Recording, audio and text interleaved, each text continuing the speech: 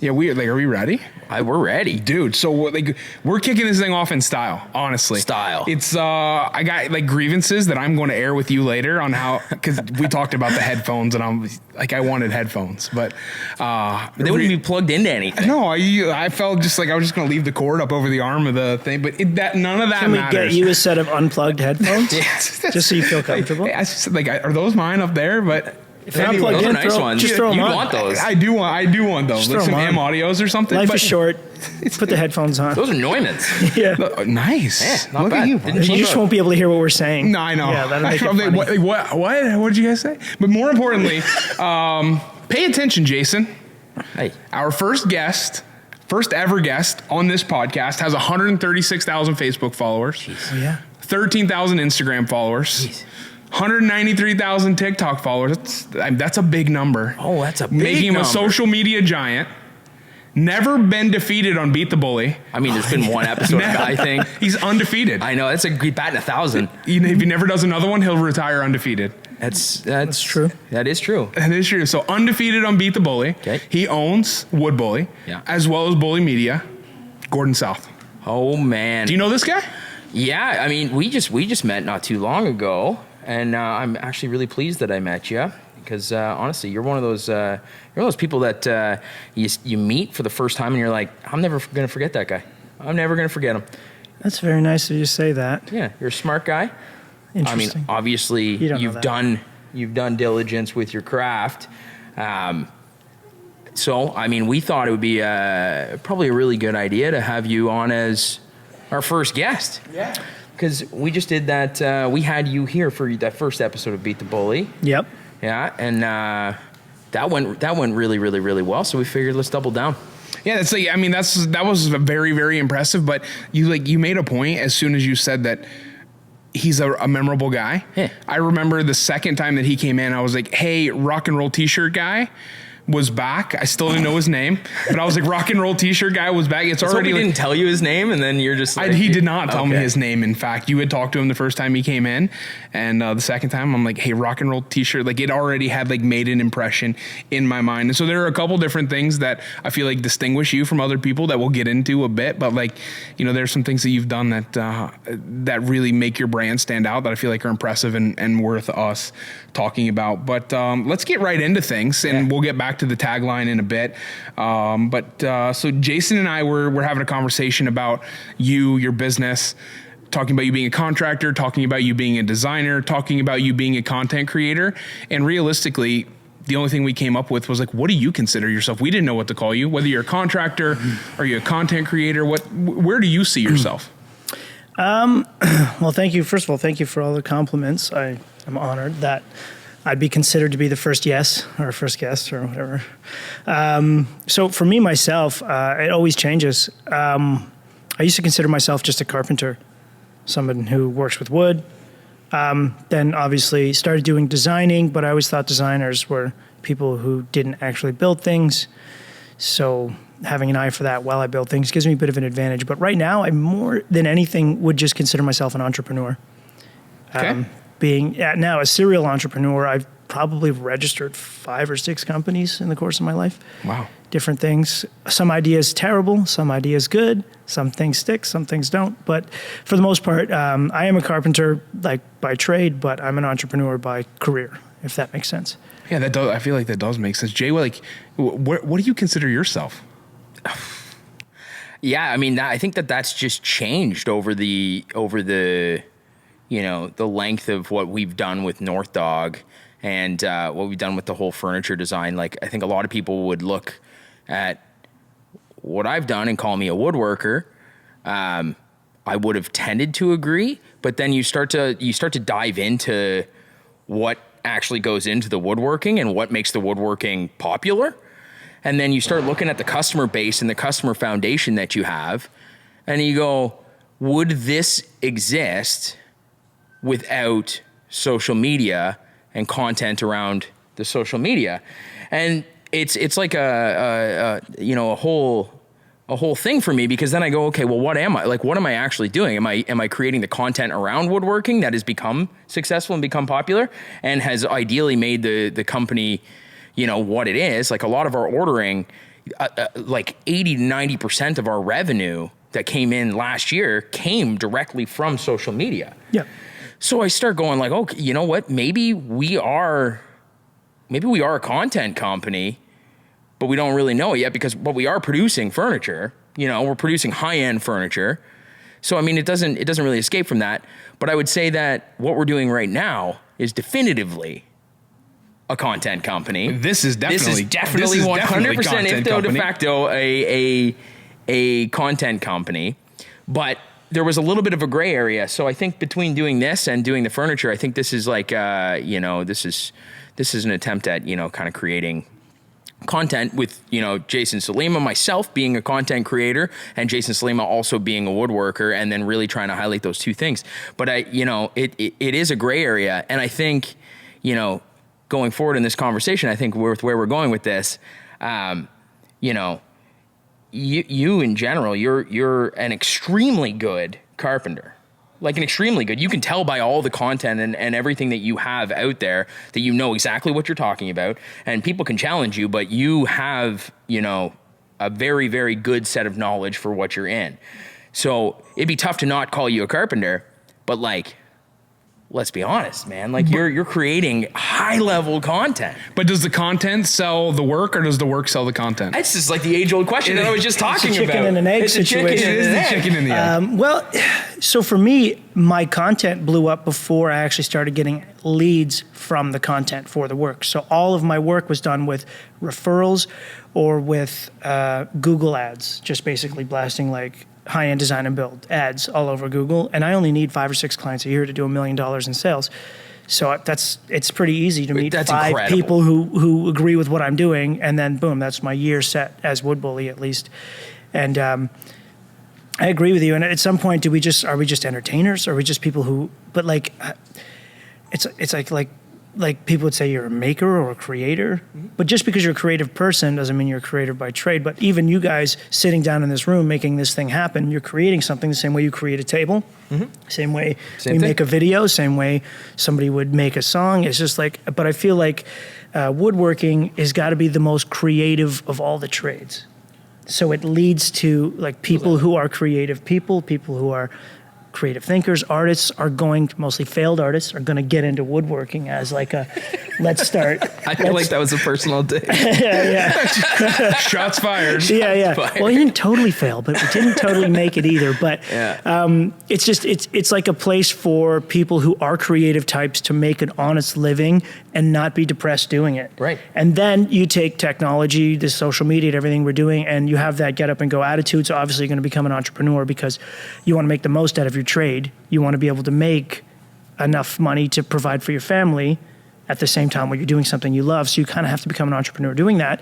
But then why don't we just gather an audience to watch us do this, what some people would consider like a 9-to-5 or a mundane job, yet we're growing audiences of people watching us do things like building a porch or building a table, which honestly sounds absurd when you think about it. But it takes a creative person to go like, I did something really cool and I think other people will think it's cool.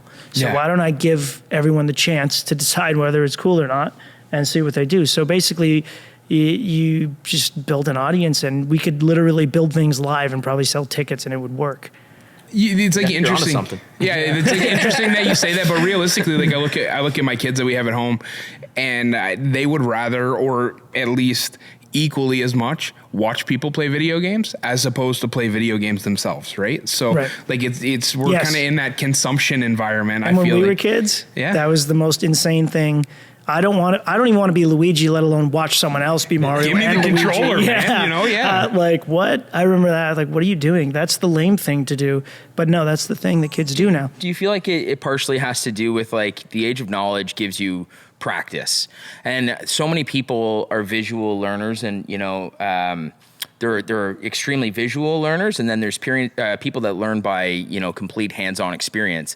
But I think that the social media and the content allows that kind of blurred line between the two of them, right? Where it's like you're watching somebody else do something, and by doing that, you're giving yourself almost more confidence to be able to step into the ring and do it yourself and put your hands on it. You see somebody do something 200 times over again, you're probably more likely going to feel more qualified to want to do that without those nerves of complete failure. Like free training programs by following. Yeah. It's education, right? It is to a degree, but with woodworking, there's so much hands-on stuff you need to do. And sometimes I do stuff that really does take 1,000 hours experience to do with a tool. And if anyone tries it at home, they might hurt themselves. Totally. So it's like, I don't necessarily encourage people to use it as teaching methods. I try to teach like theory, but that's boring to some people too, right? But I mean, there's always going to be a difference between yourself and a garage warrior, or somebody that's getting into the trade. And, you're going to show people every single day what a professional looks like. And it will take time for that person that is sitting there watching all of your content to become that professional, if that's their goal. But, you're always going to have your leg up, being the teacher. And I think that this is where it's kind of blurring, right? Where content itself is kind of blurring, where I think in years past, you look at pre-internet, you had people not wanting to really teach other people because you didn't want to expose a ton of trade secrets. You didn't want people to learn all the tools and the tidbits of everything that you have.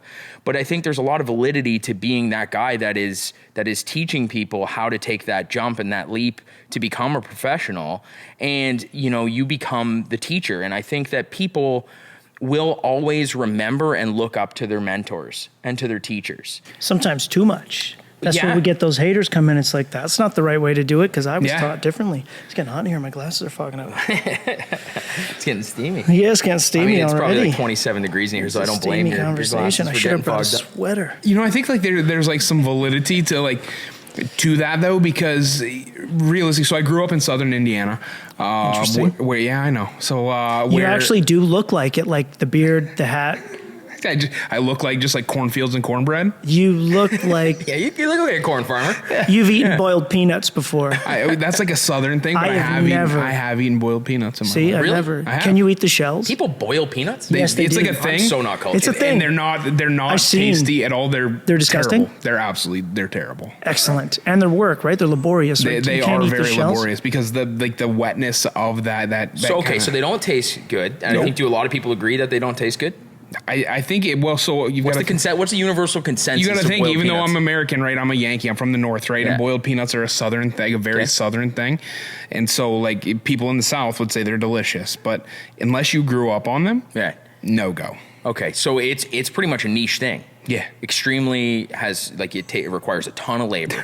Yes. To create these. Yes. So you're not qualified to answer this question. Not to create them. I don't know about the creation process, but definitely to consume them because you've got that wet shell now. Yeah. You're just boiling peanuts in water, I think, and then you eat them, but you can't eat the shells even though they're soft and soggy now.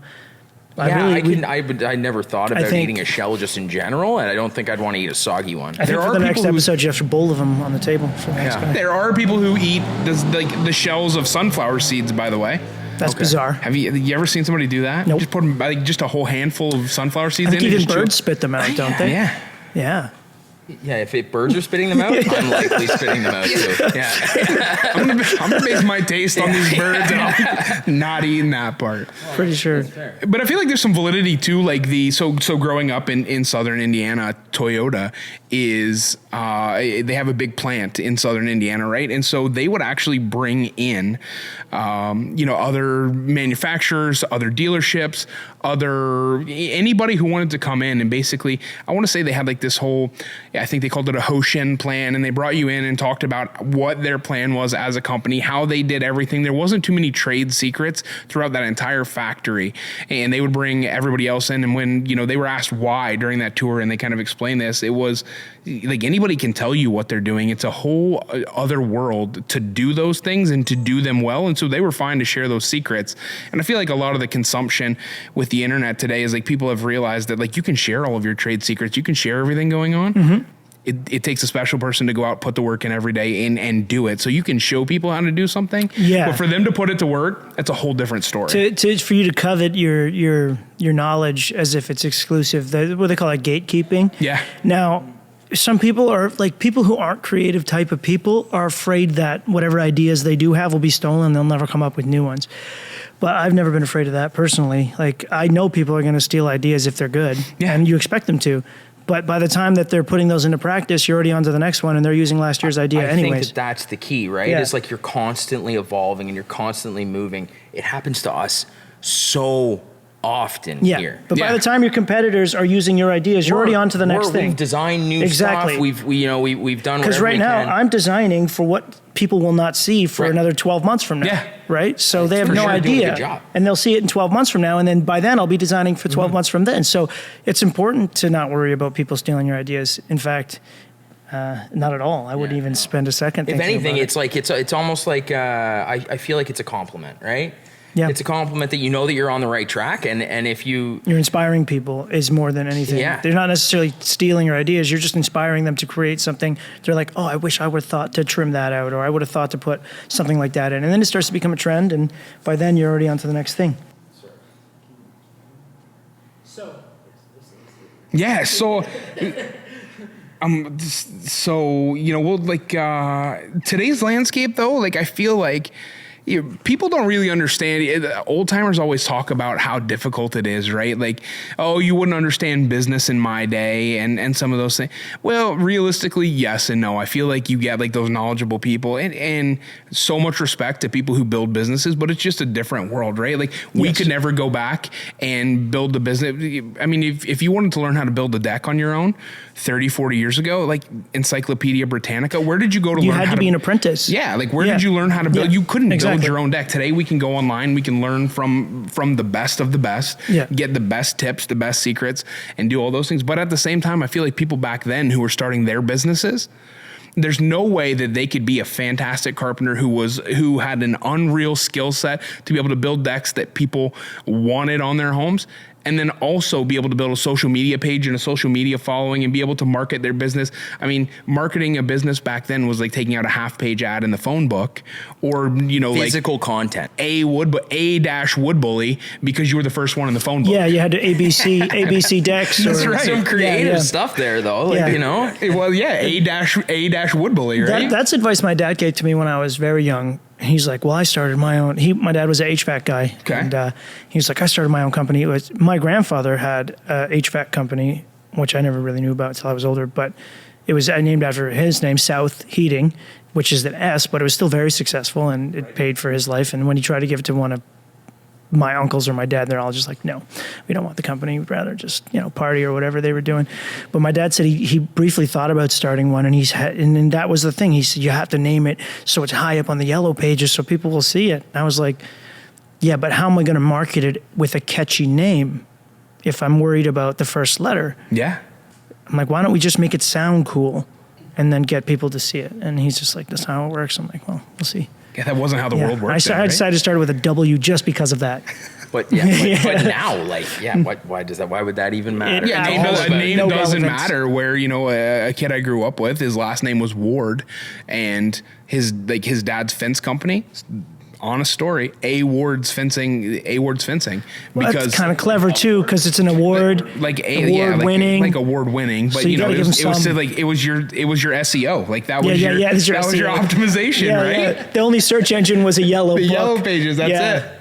That's funny. That's it. So you talked a little bit about your family and them being contractors. Is that how you got into this? How did you get into contracting and where you're at today? I got into building fences when I was 15 as a summer job with my uncle who worked for someone else. They just needed a laborer, and I was down because, hey, $7 an hour, I'll do it. And so I started doing that in the summers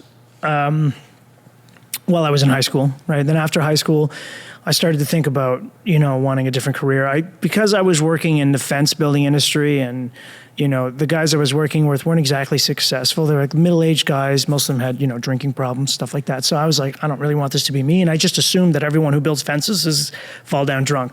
Right. I don't know why. Contractor life. Yeah. And I just I don't want to be that guy, because I personally never even had drop alcohol in my life, even till now. I've never had a sip, and I think that was part of the reason. I was just looking at people falling like trees all the time, and I'm like, no thanks. But so when I finished high school, I went to college for accounting, which was like what I could think of was the opposite. Accounting sucks, by the way. I wouldn't want to do it for a living. I'd rather hire an accountant. You want a good one though. You want a guy want a good one. You want a nice rule bender.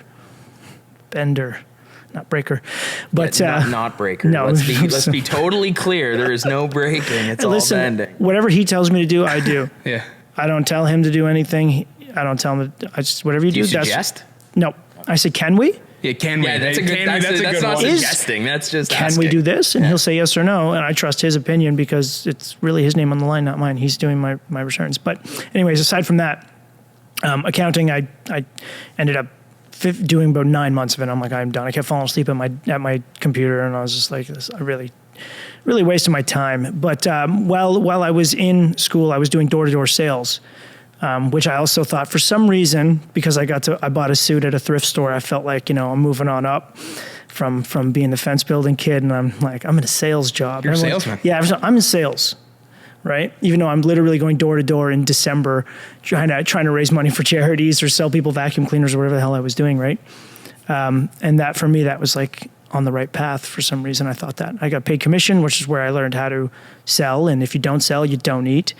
And that was a big part of that, getting rid of like the anxiety that some entrepreneurs have when they start out, knowing that they're in open water with no life jacket, and it's time for you to just sink or swim. So do you think that a lot of that has to do with feeling like you're going to fail, like why a lot of people have a hard time, getting into that? And do you feel like that might have broken that for you, that like, getting a door slammed in your face? Like it's happened to me countless times. My eyes spit on. Yeah. But then you still go to the next door with the same smile, and you do it and you put it on. Yeah, exactly. Oh yeah, and you put it on. But it was never the fear of failure I ever had because I was only like 18 when I was doing this. It was always the what I liked about it when they said it was kind of like I was like the perfect, I guess, victim when I got into commission-based income, where it's like what they want is kids like me who go, not to go, well, I guess I don't get paid if I don't perform. I go, I can get paid whatever I want.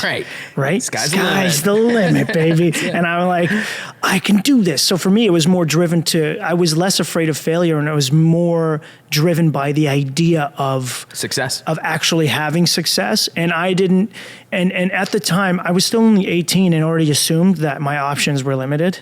I assumed that my career choices were going to be whatever they are in front of me. I could have become a brain surgeon or something. Like for some reason at that age, I just didn't think that was a thing. So I'm like, I have to carve out something here. So the only way I can do it, because I'm not going to a fancy university or something. Instead, I did 9 months at a private college, which was literally the dumbest thing I could have done, but I was just a kid. That's what you're supposed to do though, right? That's what everybody tells you you're supposed to do. Yeah, you're supposed to do it. And then you learn what you didn't want to do. What I didn't want to do is spend $35,000 on an education that I wouldn't use anyway. Which made you go hustle even harder from door to door so that you can make that $35,000 back. Exactly. So I can make my $35K in the hole. Yeah. That wasn't much of a make my monthly payments. But I also had a string of interesting jobs. So I would still go in the summer and do the fence and deck thing. Of course, the guys I was working with, they were good guys, but they were by no means doing high-end work. They were doing chain link fences, wood fences, the kind that your uncle would slap up on a weekend, or that your buddies would say, oh, let's go have a few beers and put the deck up. That's the kind of decks we were building for other people. Right. And I didn't know any terminology. I didn't know what a joist was. I didn't know beam. I didn't know ledgers. I didn't know anything about building code. I knew nothing. I just knew how to dig holes and screw and cut wood. And that was the whole job. But I would do that in the summer. In the winter, I would go to temp agencies, and I'd get factory jobs, counting nuts and bolts, or cutting up pepperoni for pizza, and then just these random jobs that would pay minimum wage, and they would just get you through the winter because I was getting paid cash under the table to do these fences and stuff when I was younger, right? Because that's just I don't know why, but I guess buddies of mine, if they would get like a union job, they'd be like hitting the lottery. Like, oh my God, he's got a union job. He's getting paid I've never living wage that. To do this. Yeah. That's crazy. Well, it's a living wage. It's basically you're now provided the tools, to be comfortable the rest of your life. Comfortable sounds like somebody's nailing my feet to the floor. Yeah. And you say that. Yeah, but that's what it is. Get comfy because you're staying here. Yep, you're comfy. You're staying here. Like, this is your ticket for your life. You're comfortable. And part of that is self-sabotage for me, my attitude and my personality, where I'm like, I don't want to be comfortable. Right. Because I feel like there's so much more for me to figure out that I don't want to be a union framer or HVAC guy or whatever it is that people want you to do, because, okay, yes, it starts at $30 an hour or and at the time making $7 under the table to go into making 20 something to do the exact same job sounds appealing to the people around you, but maybe not to me. Maybe to everyone that would have benefited from my making money other than myself would have thought that was an amazing idea and I need to do that. But me, I'm like, oh, fuck you.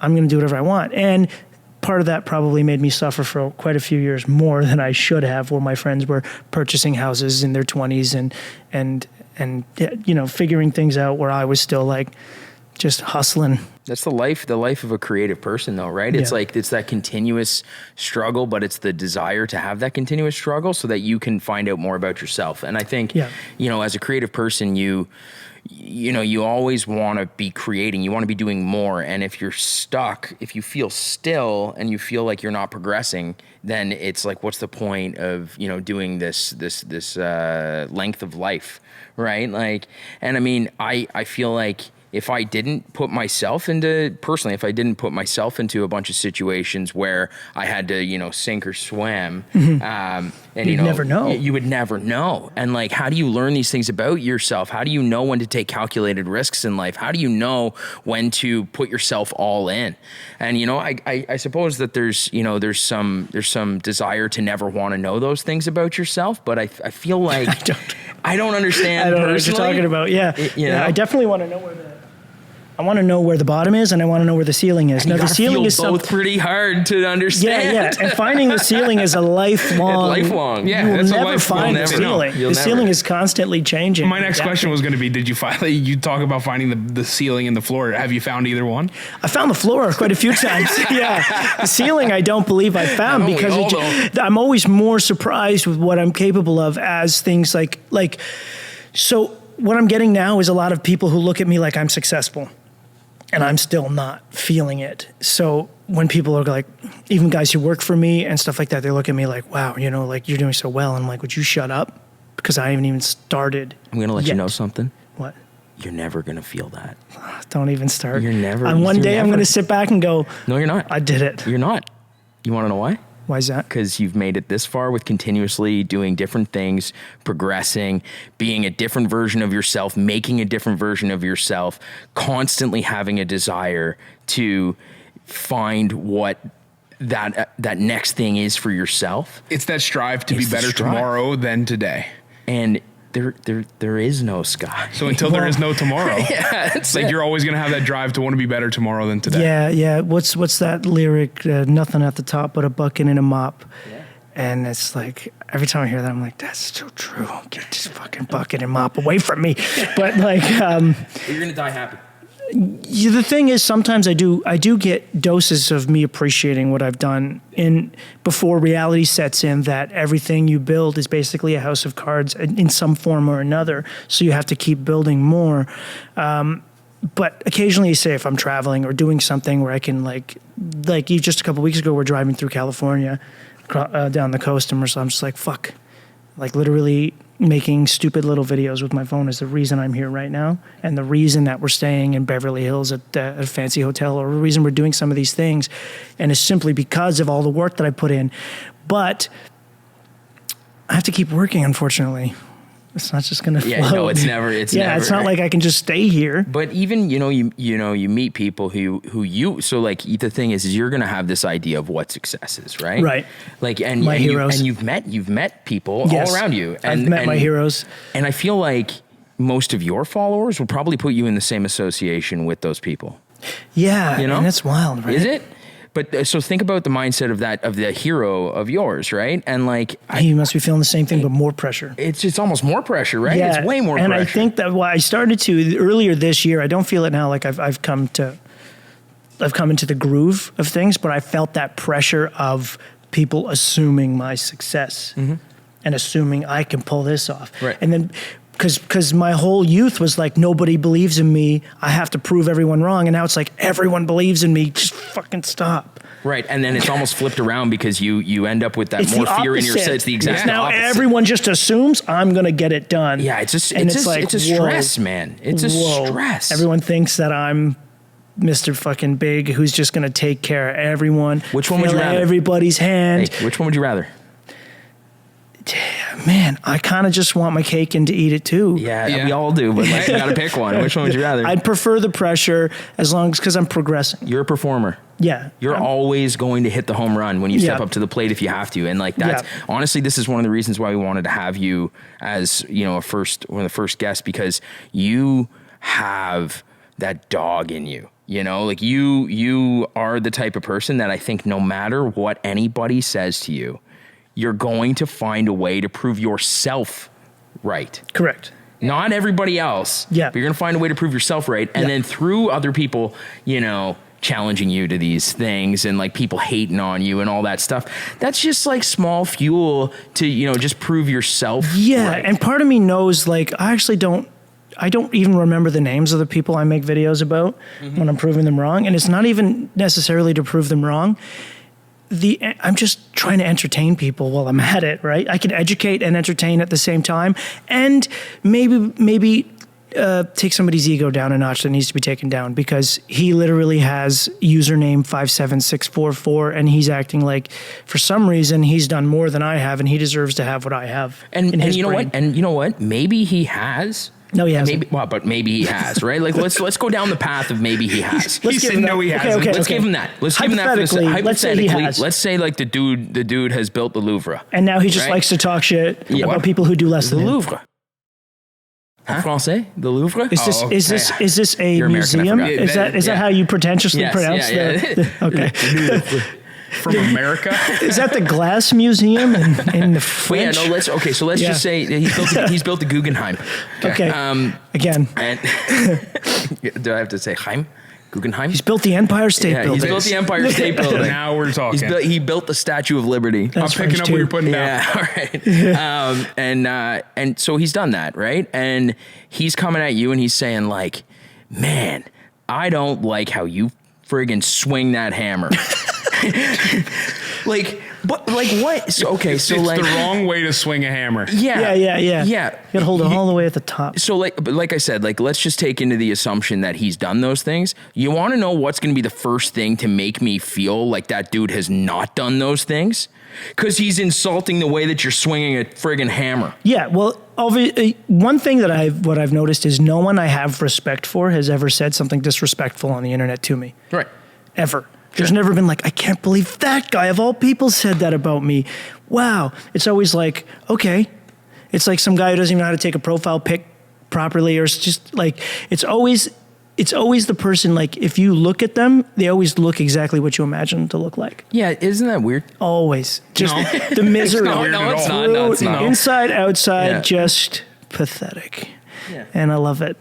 I mean, you don't know those people on a personal level, but you can take a swinging chance at understanding who they are based off of the way that Profiles will tell you a lot. When they attack somebody else on social media, and for anybody out there right now that like is actually a keyboard warrior and that will just sit there and hate on other people for the work that they do, I'm going to let you know right now that all you're doing is making them work slightly harder, and if anything, the work that they're doing harder is further separating you from them. I don't even know that it's making their work harder. In fact, I feel like you're actually probably like doing them a favor and a service. It's a favor to them, It's a because favor. the person who is geared to build their own business, like you know, Gord, anybody, the person that's geared to build their own business, the only thing that does is fuel them to be better tomorrow, to not be like that person, and to be like to do a better job. So realistically, all you're doing is making them want to like extend their reach, provide more content, and be a better version of themselves tomorrow. Yeah, no, I mean, we can't change everybody. So like, I'm not taking the business model out from underneath you right now by telling people to stop finger warrioring, because you know it's just going to happen regardless. The world is going to continue to turn. The sun's going to go up and it's going to come down. You know, and like that's going to be a thing. We're gonna finger war after this. Yeah. You and me. I declare. Don't tell me with a good time, man. No thumbs. Yeah. No thumbs. No thumbs allowed. We're having a finger war. Okay, I'm still a little confused. The motive that I'm trying to think of, what I often think about, I think, because I was guilty of it, obviously, when I was younger, too, when you see somebody who's doing what you wish you were doing and doing it so much better, than you would do it, you immediately feel challenged by them. Yeah. And you're like, he's challenging my whole existence right now by just making me sit through this video of him being all happy and getting things done. So I'm going to let him know how amazing I am compared to him. He needs to know.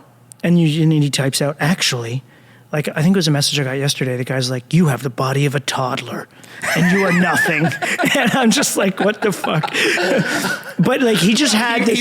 He ran out of things to talk about. Yeah, so he he's called just you like a toddler. so badly needed to say something. And he's just like, fuck, something about this guy. I feel like he's challenging me directly, even though I'm one of 12 million people who watched this video. I feel like he's saying fuck you to me. So I'm going to say fuck you back.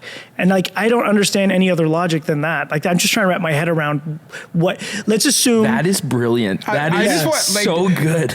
Yeah. Sir, if you're out there and you're the one that sent this to Gord, let me just tell you, like, I want to look you in the eye and tell you, good one. Yeah, it's so true. There's some really funny ones that I've got. But the problem is, like, obviously, like, when I was starting to blow up on TikTok, I would pick and choose the dumbest comments and I'd reply to those ones because it's like you could at least be literate. You can't even spell the swear words. I used to think that they purposely spelled them wrong so they wouldn't get banned or shadow banned or whatever Facebook does. No, you assume too much intelligence. Yeah, and then they words they always spell wrong, douche. They always spell douche wrong. It's a tough word. How do they spell it? I think it's French word normally. That's Did they why spell it it like gets them- Deutsch? They spell like douche, douche, Deutsch. douche with an SH and an E in there. Deutsch bag. Deutsch. Yeah, and I'm like, are they spelling it wrong on purpose so they don't get taken down, or are they just illiterate? And then when you ask them that, they get angry. Are you illiterate, or did you spell it wrong on purpose? And then they're like, oh. Oh, okay. I'm a You're real carpenter. deflecting. You're deflecting right now. I'm a real carpenter. I don't spell. And like, I'm not even an I build educated. things. Yeah, I'm not even an educated person. I've always self-educated myself pretty much Right. from the time I was 17 to now. It's all been, other than my accounting, where I learned how to use ACPAC, which is a corporate accounting software. I learned nothing else in that time. So they didn't help me with my business or anything, just to clear that up. Don't do it. It will not help you. Fair. The thing that helped me most in business was my first business I ever started was I was a sole proprietor in my own name. And it was so I could subcontract labor for a flooring company I was working for. And I seen the opportunity where it was easier for him, instead of putting me on payroll, to just pay me per square foot. And it was better for me because we were starting to get some really big areas. And I could, really my chance to really make some money coming from a place where I was making $300 a week to be able to go and make, $12,000 a month just from doing that. So I seen that as an amazing opportunity. But what I didn't realize is, first of all, the WSIB on that was like 8% or something at the time, which is off the top because I'm only subbing labor. So all my money is basically going there, and the taxes, blah, blah, blah. All the problems that you learn your first quarter in business, I learned, and I didn't have anything to leverage other than my time and my ability to use my time. So because I was doing only labor, it wasn't like a business where it's a cost of goods sold type of thing. It was just my labor gets my money. So once you're in the hole in that, you're stuck in the hole. And there's Forever, no way out. perpetual You're cycle. perpetually chasing it. Yeah. Also, I was young. I didn't have a vehicle. I didn't have anything. It was literally just an opportunity How'd you I break saw. it? I went out of business. Yeah. Is that how you broke it? That'll do it. Yeah. That will break the cycle. Reset the cycle. That makes the negative number a static, like a very static number. Now, luckily, I was young enough that I could.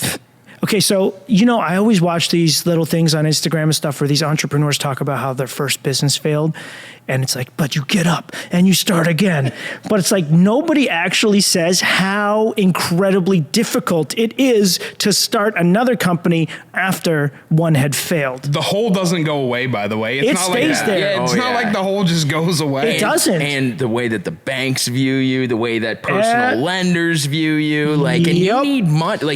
If you want to start a business, you need money. You need determination and grit more than anybody else in the room. You need to be the top, but then you also need all these other things that are tangible, not the intangibles. You need tangible. You need tangible shit. so- You need money to make money is what they say. I feel like that's the saying. And if you don't have money, you better have a really, really good You need a plan. Plan A, B, C, and D in place, because everything that can go wrong will go wrong, and you need Murphy's to be ready Law. to change horses midstream, as my old boss used to say. He was an Irish guy. Change horses midstream. Like you have to be prepared for headaches and putting out fires. And even now, like, the company has established itself. The cash flow is good. The sales are good. Everything is good. But every morning you wake up and you got 30 emails, 30 text messages at 6:30 in the morning. You got to get to all of them. None of them are saying happy birthday. No, How's they it all, going, they all big have guy? something. Yeah. They all have something that they want. Yeah, so that's I your messaged job. you at 9 p.m. last night, and you didn't message me Actually, back. it was No, I 11 didn't. p.m. and Yeah. it was then again at 8 p.m. this morning, and then 8 the person a.m., yeah. 8 a.m. Sorry, and then the person expected a response at some point in between there, and then went off to be very upset with me this morning. I'm not going to say who it was, but if you did that to me last night, you're something. As So one long thing as you you have have the to- business phone, it's fine. Yeah. It's okay. That business phone, by the way, I just got a brand new phone. So we've been running our business through my cell phone. Me too. How bad of an idea is that? Okay, The especially worst. when you have a large amount of followers Yeah. that call you or send you pictures that they shouldn't be sending you. Yeah, right. And you're like, No, I've never had those. Sitting here, Never, not once. yeah, good. I just block delete everything. Yeah, that's a instantly. smart If move. you want me to see Did you say photos, save, block, delete, or just block, delete? just block delete, man. Save, block delete.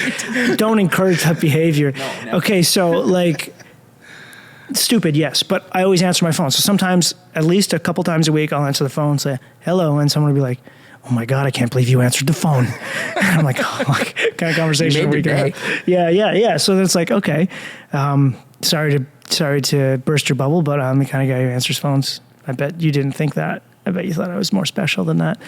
But yeah, so, voicemail. yeah, well, that's how you run a business is you answer the phone. Both businesses are run with the same phone, actually, and just mine. It's nuts. So I just got another phone though, a personal one, and I'm not telling anybody the phone number. Eric, you're getting the phone number. Gord, you're probably going to get the phone number. But like, It's a secret number. I got like, you know what? Maybe like 300 people in my life are getting this phone number. That's a lot. Is it? That's too much. I give it to 4. You know what? I'm surprised that Dude, I'm you have more surprised than that I'm 4 getting kids, the number. don't you? To be honest, Yeah. You're not even giving it to some of your children? Hey, I got a many number on the kids? I side. don't know. How many I kids got do a you number have? on the side of my truck. You Yeah. need to call me. Look that up. But here's the thing. I used to have, when I worked, I was like a foreman / project manager for a landscape company before I started Wood Bully, and my job was basically the same job now, but with 1/10 of the income. Yeah, and I had a company phone that they gave me, and I had a personal phone, and my personal phone would stay in my glove box for 6 months at a time, sometimes without me looking at it. I forgot it existed, and that's a good indicator of my personal life versus my business life, Right. and how I really didn't care about my personal life when I was focused on my Totally. career. And, hey, so like, let me ask you. Hold on, I want to pause you Okay. for a second. We just lost lighting. Yeah, So- and they're on batteries, and you know what? This is a trial and error experience here. So Yeah. for next time, you know what we're doing? Bypassing the batteries and going straight to a digital adapter. Yeah. How about these plants? They're wicked. They're wicked. nice. Where'd they come from? Thank you, Schaeffler, for these plants. They've been bringing in plants into our shop recently, and I gotta tell you, anytime you pair live edge with Live plants. live greenery. plants, holy moly, has it changed? It changes my vibe, my mood. I walk into the store and I'm like, oh yeah, like an extra pep in my step.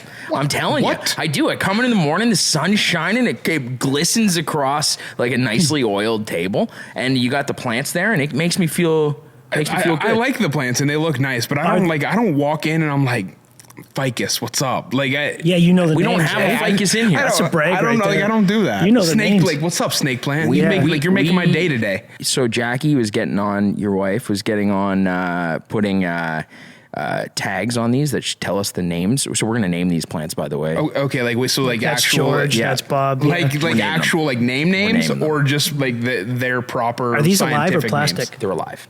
Oh, that's so much responsibility, man. It's a terrible idea. I would like kill them all. Jay's like, oh hey, we're getting live I plants in the shop, specifically and I'm said like, to we're doing Schaeffler, I what? specifically said to Melinda that these plants if they need to be watered more than like once every 2 weeks to a month, we are going to be serial killers in this store. And I really don't want to be responsible for the murder of so many plants. Just gross negligence. Yeah, that would be me. Oh, you needed water? I'm going to be honest with you. I just give them beer. Yeah.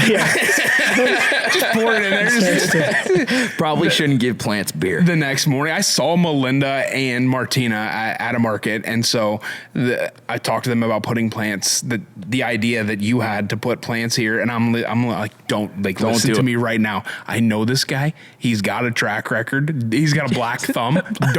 Do not do it. They did it anyway. They did not heed any advice I gave them, and they're here anyhow. Well, I'm really happy about it. So thank you, Shea Flair, for the beautiful plants. And thank you, Chronicle, even though I'm the only one drinking this beer right now, the Lon Milkshake. Thank you very much for sponsoring this little discussion here. And I have to say that they're right around the corner from where I live, and I frequent. Do you bicycle ride there? I don't. That would be strange. No, you know what? That would be socially responsible, and that would probably put me in a lot better shape than I am. Do you have a bicycle? I do have a bicycle. I do not. Gord, listen to this. So he does have a bicycle, and he's like, "Boys, I'm riding to work next week." This is like last summer, but I'm like, I did though. Wait, hold on. So I'm like, behind it. I'm like, no, you're not. That's a far ride, Jay. And I don't even want to go. It's old man I don't even want to go down this road, but he's in pretty good shape, pretty good looking dude. But I'm like, there's no way possible that you're riding your bike to work here. And he's like, no. I'm like, how far is it? And he rattled off some kilometers. That made no sense to my American brain, right? Yeah, He rattled off some kilometers. Miles. I'm like, bud, that's like a far way. That's that's like 12 miles or something like that. And he's like, no, I will. I swear to God, he shows up the next morning, Crocs, cut off jeans, and a tank top with a backpack on, just pedaled away. He's like, here I am, did it. Did you Uber home and leave the bike here? No, he rode home. I got to say that that was the first ride of the year too. Saddle sore. Never do that. Who showed up the next week on a bike though? You. What's up? Dude, that thing is literally like a Harley Davidson bicycle. But it does not have a motor. Hog. It carries quite a load, my friend. It does. I wouldn't bother. Yeah. But I have lots of small bikes for the children. Oh, right. Do you ever just ride around the neighborhood on nothing? No, my son has an electric scooter. I think I might have done a couple of passes at it. Had to go at it? Yeah. I don't know what to tell you anymore. Really your electric scooter doesn't work anymore. Yeah, I'm not much of a sportsman. So that's even fair. Bicycles are off limits. Neither's Jay. But no, it's true. You're just trying to do something healthy, right? I was just trying. And you know what? So speaking of healthy, after that conversation when you were here with Balmer. Oh, God, here we go. I was waiting for this to happen. Well, so I'm not. So. How many times we were talking about how we only eat meat and broccoli. Hey, you guys were keto centric. How many times? Listen. How many times could you have said keto in a 4-month span? I feel like it's part of the cult of keto is that you have to say it 96 times. Well, I think the new word is they say intermittent fasting. So which is different, but it's the new thing. They say now always say paleo. I feel like Jay was selling tables for a while, and he was like, so I'm Jason, I'm on keto, and I like long walks on the beach. And I feel like that wasn't how it went. But I will tell you, though, that after your visit here, I was like, you know what? Gord, you're in good shape, dude. He's in good shape. You know what? It's not a drop of alcohol. It's got to be. No, I've been fluctuated in and out of shape my whole life. So I think I naturally put on weight really fast. Right. But I got to watch that shit because it's so easy. So from the time I was 16, I was lifting weights and hitting a heavy bag in my own carport in order to stay in shape. And then I'd fall out of shape when I'd be like, oh my God, or after a baby was born, I'd be like, oh. So the heaviest I ever was literally 2 years ago. I was 220 pounds. And I'm 5'7". Right. And for me, it was a lot. I have pictures of What's your normal weight, 170, 180? A healthy weight is 175. So you were 50 pounds above your healthy weight. Well above.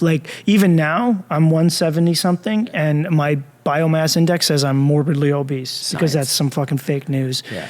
And I'm just I literally was you know what? Fuck, I'm never eating sugar again. Right. In my life. Well, so, but this, you being healthy in this state right now, do you think that it helps? That it really actually does help you mentally focus? Do you get a ton of brain fog, or do you find that I get brain fog when I eat shit, even if it's healthy shit, if it's shit. So when I'm at my sharpest and I'm making the best decisions is literally when I'm just eating red meat and vegetables. Interesting. and I'm like sharp, and I don't sleep as much. I don't get indigestion. I just feel I don't feel my organs inside me like complaining about whatever's happening. Like I basically cut out pizza because I targeted that down. So I went on keto.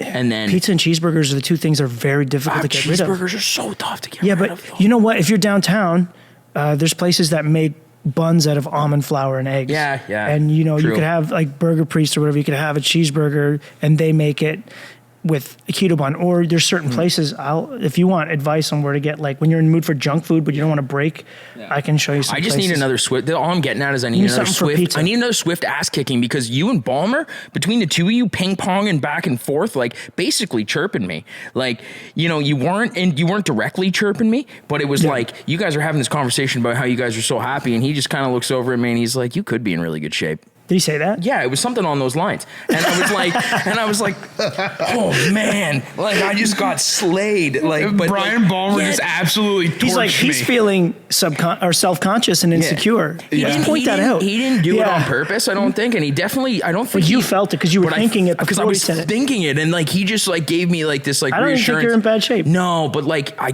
could be You feel I it. could be You I could know be an animal. the shape that you are, that you know what you could be. And is like different. I lift, so I animal. lift like every single day, like moving these massive slabs around and like doing all the work that we do. And like it's not enough once you get to a certain age. it's not. No, it's and not. then it like, trust me, one pizza, like so like 100 slabs moved does not equate to one pizza. Don't eat pizza with real bread. You can even order gluten-free cauliflower bread. crust. Yeah, and cauliflower all that, crust. Yeah. Some places have almond flour crust, and it literally makes a difference. You notice as soon as you eat bread, when your stomach swells up like you're pregnant. I wake up in the morning and I look like a Teletubby, and I'm like, okay, this is it. Like I'm no more. Like even for me as a heavy dude, like I can come in, you can tell what my diet is like based on like my mood, your energy like levels. How clear I eat. Like he literally can. He's probably like, I'm sure he comes in and he's like, oh, like big boy had a couple cheeseburgers last night. He's like groggy, he's tired, snappy. Like, he's just a bear. Yeah. And then your patience, an angry your grizzly. ability to solve problems without getting angry. When you were doing the thing. intermittent fasting, you were killing it,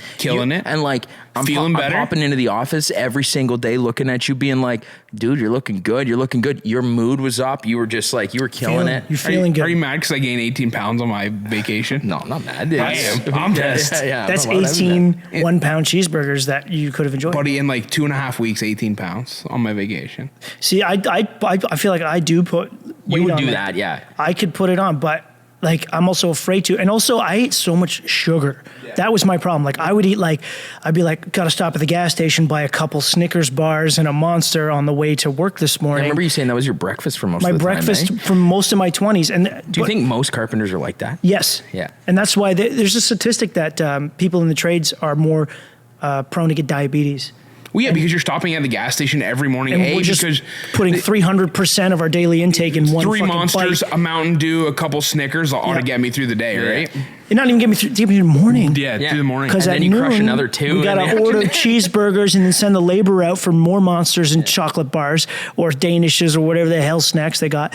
And then on the way home, before you hit the highway, you're going to sit in traffic. I need some snacks for this traffic. I just got a major craving for Joe Louis. Like you said, like the Danishes, and I went to like little Debbie Joe Louis, like the little, it's a Louis. red velvet. Like moon pie dipped in chocolate, kind of. Oh, I can't do this. We can't be talking. That's about Canadian all this stuff right there. But anyway, so I think my correlation is just saying, like, look, like you're in good shape. Like you're in good shape. Yeah, I could be in better shape. You have success rolling your way. It's almost like you've got a horseshoe lodge up your butt. But you know what? He put it there. You put the horseshoe up your butt. Yeah. But I think there's like a crazy correlation between how mentally focused you are and how physically focused you are to your craft. That is literally, it makes you the cut above of everybody else around you. Like I don't know a single other and mind you, I don't live in that world of like following carpenters every day.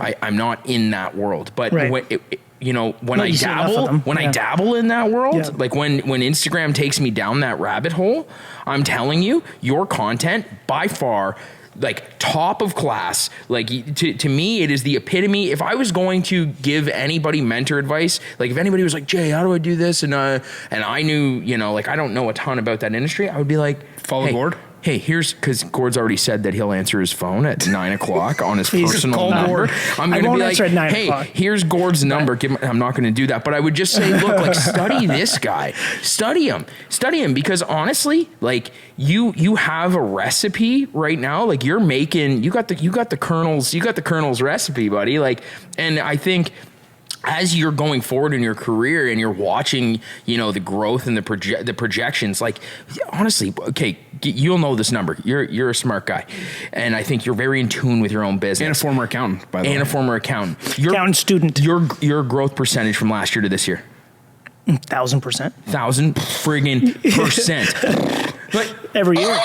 Even on social media. Numbers. It is, but there are some things about Gord's business that, like, if looking at it from the outside, obviously knew we were going to have a podcast guest, right? Like, trying to figure out, okay, what makes him different. And there's some things that, like, realistically that he has embraced that, like, does he work that much harder than everybody else? I don't know. Do you? Like, I think I might just want it more. and but he embraced it. Like, he's got a look, right? So let's talk about the three things I said. We would get back to the tagline thing. The pay attention Brian. Okay. Where'd it come from? We'll talk about three different things, but where'd the pay attention Brian come from? Okay, so when I first started making videos years ago, I made videos. Nobody watched them, but I made them anyways and pretended like everyone was watching. So like the Gary Vee thing, like, I'm going to make it even if I didn't even know who Gary Vee was You're a until performer. people started dropping comments saying this guy sounds exactly like Gary Vee. Literally, at least 1,000 comments, people saying he sounds exactly like Gary Vee. And then I was like, okay, who the hell is Gary Vee? I like Gary Vee now that I've Googled him. But I was like, everyone's like, he sounds like Gary Vee. Like, I don't even know how to do the impression. But everyone's that like, was actually that was good. That was not bad. That oh was my God, he has the same voice as him. But I actually I can't even do the impression because I think I sound so much like him that when I try it, I just make my voice higher, but it doesn't, in my head, doesn't sound like I'm doing him. But anyways, so I didn't know how to use editing software for videos. Like, I was doing everything on my phone. Which is where we are right didn't now, by even the way. have a computer. But I would be like, okay. So originally it was like, say I'm doing something, I'm showing how to cut something, and I'm going to show like the math of it. And then the camera is filming my face while I'm writing, when really, pay attention, Brian, we're down here now. Like, get with it. And the reason I did that is because I kind of had to direct the video at the same time as it was being filmed, and I was in it. So it's like, okay, come over here. Okay. And then I started doing it, and then I did 3 or 4 videos where I started it with Pay Attention, Brian. And Who's Brian? I can't tell you that. Okay. All right. But I started Are we all it. Brian? Yeah, that's right. Brian is who you want him to be in your heart.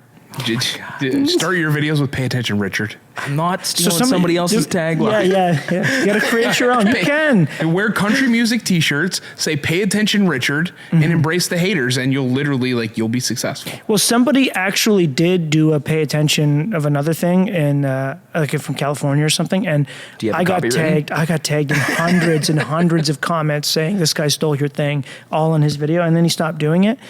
Now, I'm not sure if he even cares. Like, for him, it's just all he cared about was engagement, right? That's his Right. thing. And he does really well on social media. As a carpenter, I have no idea. I've never seen his actual work, but I just know he's in the construction space on social media, and he does really, really well financially. That's how he makes his living. Cool. So I don't think he cares what we think. No, You know right. what I mean? And that's cool too. I respect that. And like I said before, I'm okay with people stealing my ideas because I'll come up with something else, and they can keep stealing stuff that I come up with. You're I just don't going to care. keep moving. Yeah, I'm going to keep coming up with new things. That's what I do. But so you just kept sticking with that pay attention, Brian thing, and just every video with pay attention, so I did Brian? like 3 or 4 videos, then I stopped, and then my wife's friend who was watching my videos, one of like the 300 people that were watching my videos at the time, would message her and said, he stopped saying, pay attention, Brian, tell him not to do that. And I'm like, what? I'm like, okay, I guess I'll keep doing it for her because she gets loud sometimes. And I was just like, okay. She yells and I don't like it. Yeah. She's not afraid to tell me what's going on, so I'll just let that. And so I just kept doing it, and then next thing you know, it became what it is, and now I can't stop. Yeah, it's a thing now, right? So, I mean, that's even when I was talking to Jackie, I think last night I was in bed watching your videos, which I don't know if a dude's ever told you he's been in bed watching your videos at nighttime, but so I was in bed last night watching your videos, and I feel like you were like, yeah, obviously intro, it is pay attention, Brian. And she's like, wait, I've heard that before. Oh. So realistically, like, we don't even know how in tune with social media we are, but because my wife, because I was searching for his social media, I'm sure it started like suggesting and popping videos to the people in your proximity in my circle. Yeah. So she's now getting your videos and had started watching them and some of those things. So you really don't even know like what that sphere of influence looks like. And that's also a weird thing to talk about, is like knowing that just because it says 12M on your video, and then thinking about how many human beings actually did watch that video is insane to think about. Put them all into this room and then multiply this room by 5,000, and then you're just like, you start compounding. Literally an entire country worth of people. It was a country. Yeah. Well, how many people are there in Canada? There's 30 million people in Canada? Yeah, 35. So let's just say that over a third of Canada watched one of your videos. One of the videos, yeah. So even a regular, or even Toronto, double the amount of the population of the GTA, which is like 6.3. So now we're talking about the GTA, the entire GTA city watched it twice. So when you just like go roll up and like place your order, are you just like, you guys know who I am? Stop it. You know who I am. I'm never like that, but it's getting to the point where I can't go to a hardware store without either the people who work there or just people who are shopping there. They go, pay attention, Brian. And then I'm just like, hey. It's a very weird. Damn it, bro. I just want some PL. It's a very weird. Yeah. Sometimes it's something really stupid. Like I'm wandering around looking for AA batteries at a Lowe's in Oshawa. And then the kid comes up with his Lowe's vest. He's like, pay attention, Brian. I'm like, can you help me? Yeah. And he's like, okay. I'm like, I'm looking for AA batteries. He's like, over there. But it was just like, okay, I just probably ruined whatever impression he had of me because I don't even know how to fucking find batteries. And that's something that with the popularity and as you continue to keep growing, that you're probably going to be faced with more and more and more. And you hear professional athletes and I got some pretty high profile buddies, and they're always talking about that they don't want to be in a situation. They want to be a dick. They definitely don't want to be a dick, but they also don't want to ruin their time out with their families, or they don't so it's like a fine line. It's like an Eminem song, right? It's like I really do appreciate it because I'm being given everything I worked so hard for, but sometimes I think why did I wish for this? You have to be so careful, right? Even it's a very weird thing. So I went to another shop 2.5 hours away from here, and I'm not on our Instagram stories very often because Jay, I'm completely comfortable in front of a camera or talking to a microphone. But I want a little time to prepare and think about it. And Jason, he loves to just walk in and stick a camera in your face. Kind of guy. Just off the cuff thing. So I try and hide from him when he has the phone out. But so I go to another shop 2.5 hours from here. And I'm in there and I don't remember what the premise of the conversation was. But basically the guy's like, hey Eric, how's it going? And I'm like, never met you before in my life. What? And I'm trying to place you him. You got a look too. You got a beard, trucker hat. Yeah. We know you. It's a thing. It's a thing. Immediately he knew who I was from the Instagram and was like, hey, you're Eric. And I'm, yes, I am. And I'm sorry I didn't catch your name. But it's a very weird thing, right? Well, but it gets to the point where you have to, so I did take the truck that I have wrapped with my name, the Wood Bully name all over it. I did give that to Chuck, my foreman, and I did get an unmarked truck for myself. But still, I was parked on a commercial street having a phone call in the truck, unmarked, and somebody came up tapping on the window. And I'm like, oh, who's this? What does he want? He's like, you're that guy from TikTok, right? And I'm like, yeah. And he's and did the hand thing. Yeah, there was the double handgun. Yeah. There it was. Pay attention, Brian. I'm like, thanks. And then I rolled the phone. The guy on the phone's like, who's that? I'm like, oh, nothing. So anyways, it's just it was a business call. Nobody. Yeah. I'm like, oh, it's just a thing. They recognize me from the internet thing that I do. It's so cool. It is cool. So I'm not complaining about it. I want to make sure that I know. And people, sometimes you could tell they look at me funny, and then they'll do a pass, and then I'll come back again in another aisle, and they'll be like, you're that guy from, but a lot of times they say, you're the guy from Instagram, right? Which is my least followed. Yeah. And they'll always say Instagram. And I'm like, how the hell is Instagram so popular when nobody follows me on there? How am I so popular on Instagram when I'm not popular on Instagram? Exactly. Let's hang out here for a second on this conversation because our platform, we're still really diving into the content creation with Northdog. We don't do it nearly enough. Mind you, most of our business runs through there. And now I'm a maker. This is separate from Northdog, but we're just doing it in our big, beautiful shop, but it's completely separate. But we're diving further into the content creation, and like TikTok, I don't even know. What do I have? Like four followers, maybe? It depends. Like, you earned all 4. Maybe 3, depending on like if somebody's mad at you and blocks you or not. Somebody probably blocked it. 2 if I'm pissed. 2 if I'm pissed, and I tell Jackie to block you too. Yeah. So I mean, and Facebook, we haven't really dabbled in that. And I know our last conversation that you and I had, just when we were hanging out here and we were chit chatting, you were like, man, your stuff would kill it on Facebook. Like, you should dump. Did you? I didn't know. He said, "Did you?" Okay, like, he's waiting for this big success Here's what story. I'm starting to realize: social media is like the stock market. Okay, you got to get in early. I know, and you got to just dump everything early. into that was it. Like 06, right? No, but Facebook was making a renaissance. It was copying TikTok's algoritms. Do I have to do MySpace too? No. Okay. Yeah, Tom will MySpace still would be be your insane. friend. But some people would tell you that you have to do Pinterest. Yeah. I don't know if you guys do Pinterest. You're perfect for it. I tried it before when I was a sole proprietor, before we incorporated this business and everything, and you know what? It generated some sales, but no, but they've changed it. It's like social. It's like video oriented. So it's got an algorithm and everything now too. Yeah. Pinterest and is? another one is what's the one? Is Snapchat? Is that Pay the attention, one? Eric. Now I suck. I've never used Snapchat in my life, but I started one just so I could get at Woodbully or whatever. And it's another one that's starting to change. And I've had a few big Snapchat accounts reach out to me. That's how I knew about this. And they're like, would you sign this form so we can start using your TikTok videos on our Snapchat and blah, blah, blah. And I'm like, what the fuck No. I'm like, why isn't this like a app so you can send pictures of your dick to people? That's like, isn't that what that is? You're talking about Snapchat. I'm like, how does this relate to business in any way? Yeah, I didn't know. So I was like, getting ready to talk news, and my for wife's sure. like, no, it's like an actual thing. Like, people watch videos. It's huge. I'm like, oh. And it must be, they're putting things in order so they can become a competitor with the big 4 or whatever that they're dealing with. But I'm definitely not on there yet, because it's like I'm focused on YouTube. I'm focused on Facebook. I'm focused on TikTok. I'm mostly focused on YouTube and Facebook right now. TikTok, I feel like it. Why not Instagram? I put the stuff up. Nobody gives a shit.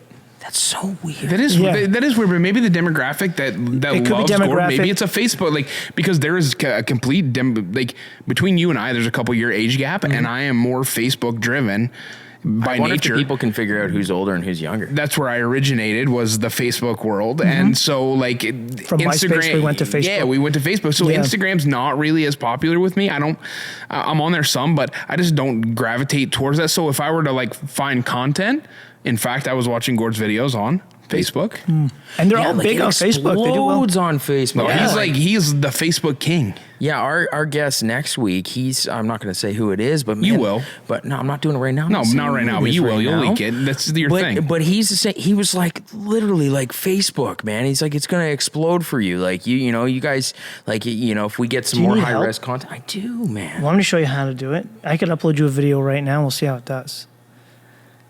You have to make sure. Okay, so one thing that people have trouble finding is how to upload a reel rather than a regular video. Right, because I mean, I've been. You mentioned that you create your reels outside of the social network, right? Yeah, of course. Like I'm in there dialing in the reels on Instagram, like trying to get. You're these like cuts. Captain Instagram. Like that's your Instagram has It's your just heart. become If Yeah, like but you do any better on one Instagram platform. than I do. So Yeah, but maybe it's because I don't know how to use Instagram properly. I don't even know if I know how to use it really. Like I just Lame. think I'm just so go hard at it that like Yeah. that it just recognizes that he's like it's trying. It's like He's man, trying. This guy's friggin' trying. I think that's like Yeah. what Jackie did with me when we got married. She was like, he's putting in a lot of effort. Like, I'm just going to give him a chance. yeah, You know? Let's do it for him. Yeah, Same way with Instagram and you. So I think that's exactly what that is, right? But it's when branching, because we're about to dump a lot of our time and a lot of our resources into social media and making sure that it's successful across all the platforms. And for me, not just for me, but for everybody that's listening or everybody that's watching and wants to know, like, man, like, what do you like? How do you make the magic happen? And like, what like. Do you feel like it's a weird coincidence that just because you create a ton of content, like the exact way that I'm explaining this right now, that because I create a ton of content that it becomes popular? Or do you feel like there's a couple pieces of advice in there that you really want to give to the people that are watching? My advice is take the long way. Don't take shortcuts. Obviously, don't get fake followers or anything. You just the algorithm will just put you out. Right. And you'll never be anybody. No one will ever see anything you ever do. Sure.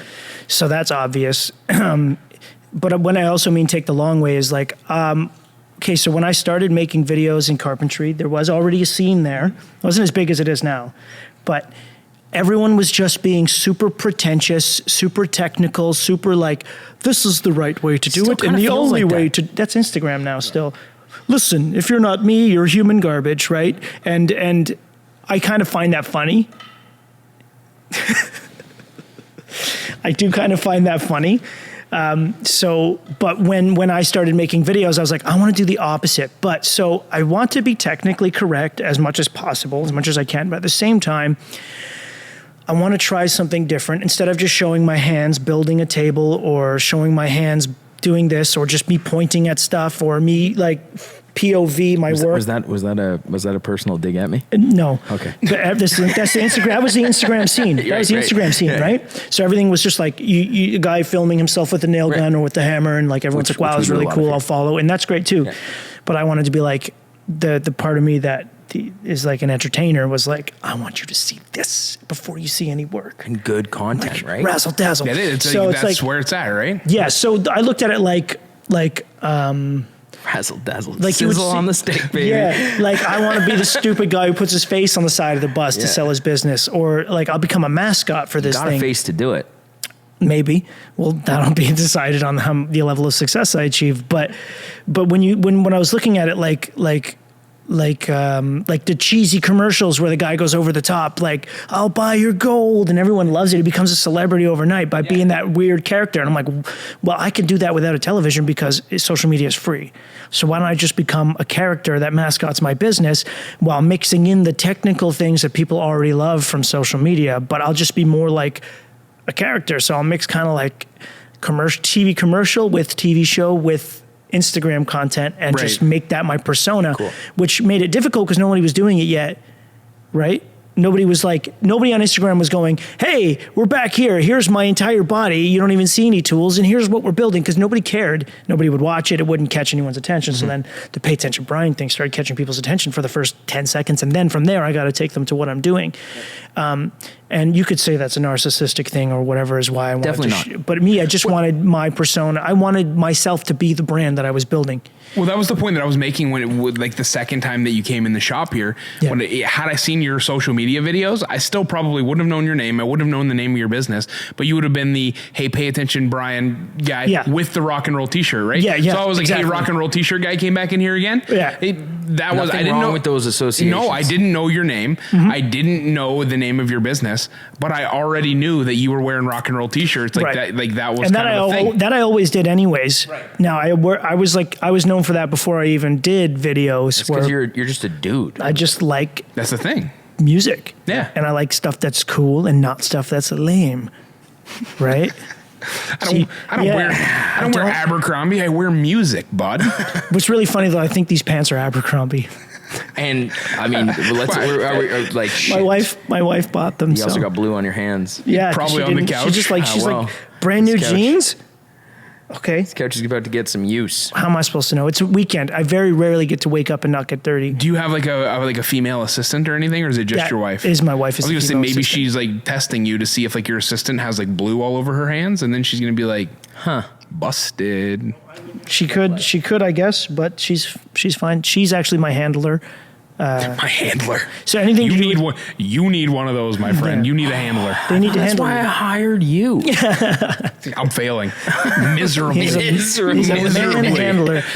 You have become more than what you were when I started. So when it comes to like media stuff, like when we're traveling to other cities or other countries or stuff, that's when she really comes in handy because she knows how to like book hotels and rental cars and stuff like that. Where I'm like, let's just get there and fucking figure it out. You know, we talked about that a Yeah. little bit, and we can make this thing go on forever. But like Jay and I talked about that a little bit, and like to be successful in a business, and even for me now, like to get to a point where I can be successful in a business or be successful in life, if you don't have that support on the back end, like you can be really good, you can be the world's best. If you don't have like support at home and you don't have the ability to take off like that coat of armor that you wear to the office every day and just like have somebody that can support you and really like prop you up, and you don't have that great support system, you're not going to be successful. I would be nowhere if I did not have the support system of my family, my friends, you know. Do you have a habit of insulating all of your problems so that your family has no idea what you're dealing with. So the issue is it flip-flops between one or the other.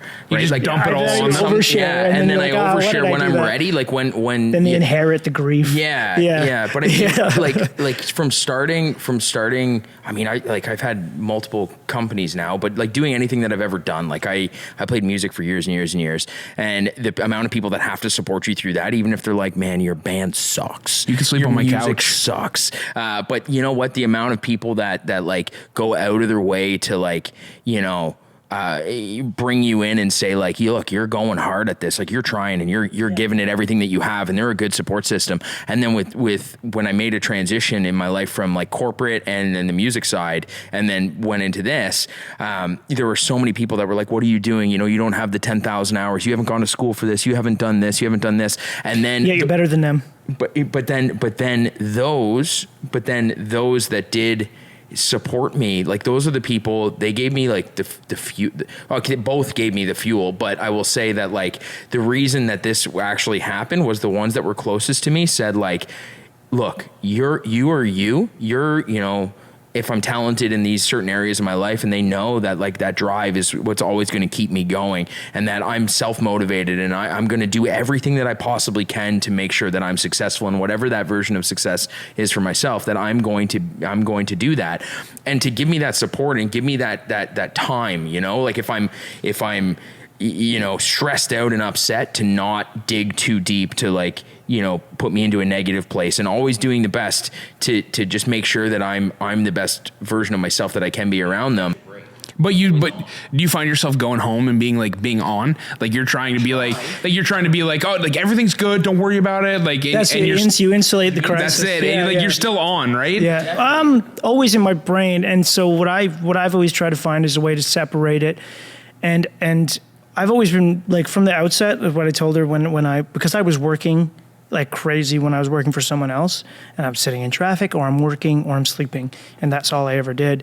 And I'm like, when I do this, she's like, my wife was very concerned that this venture would be like, because when I was younger and I ran a business, I worked like 17 hours a day. Because I'm like, square footage, baby, let's go. Right? And you almost feel like you have to most of the time, I'll work on Christmas Day. Yeah. Like, nobody's going to stop me from working. I could be like dying of a cold, and it could be pouring rain. It could be, and I'm still You're still doing it. Just getting this square footage. But when I started this company, when I started Wood Bully, I kind of just told her like Saturdays, Sundays, well, I will never work. I'm sorry that we're making you work today. We are making you work on this Saturday. Is a media thing, and she works with me in the media company now. So when I started the media company, I started making actual money in it. Yeah. I invited her on to help me manage that, because I'm already managing a company, and I'm already managing the actual social media itself. So in order to be able to manage social media as a business, I did need help, and she's incredibly organized in all the areas that I am not. So I thought I'd bring her on. So technically, this is a work trip. That's like, I feel like that's really like, you need that counterpoint. Yeah. You need that somebody that's like everything that you are not. Yeah. Yeah, she's very organized in all the ways that I would yawn just thinking about trying to do, because my brain has zero interest. She's probably taught you so much about yourself too, right? She knows my birthday, her own birthday, anniversaries. She knows all of it. Yeah. But everybody's birthday that you need to know, like every special date that you need to know, she knows. And like, is it one of the kids' birthdays? I don't know. Is it my birthday? Which one was mine? Which one was mine? Yeah. And one of those was like, mine. And like her phone, I'm like, oh, I need to get in your phone to use a calculator. And she'd be like, well, it's our anniversary. And I'm like, oh. Okay, well, I guess I'm not getting in the phone. Yeah, you just got to keep gifts preloaded. You got to hide gifts around so that when things like that happen, you're like, honey, I have something for you. Pre-wrap presents in the car. Yeah. Yeah. Yeah, that's like one thing I'm actually decent at. I feel like you can make your life a lot easier by just in case you forget a special day. Yeah, but like put them in your calendar or something. But like if you know special dates and like special occasions and those things, like I feel like that's like a way to make your life a better place. Honestly, this morning I thought it was August. So like that's how far out. What day is it? It's a third of the way into September. We're in September. It's on the weekend of the 10th. It's Saturday. It's the 10th. It's the 10th. Yeah. Today is the 10th of September. You were 11 days off. Yep. Wait. Sounds about my whole life. Yeah. So anyways, I don't remember dates. I don't know my mom's birthday. I don't know anyone's birthday. You don't have to, because she does, right? Like you don't have. She knows that, so you don't have to know. She knows how much I weighed when I was born. I weighed when I was born. Do you I have know how no much you weighed idea. when you were I born? have no idea. I don't even know what hospital I was born in.